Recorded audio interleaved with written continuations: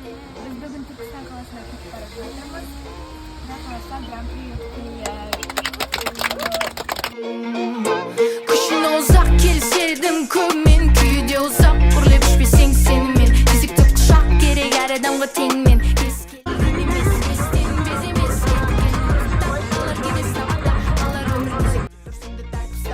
Ақымақ болған алтын басыңдай, жерге де тығар өмір жасырмай. Ай керек десең ел тындырады, сөзінен айналады оңай.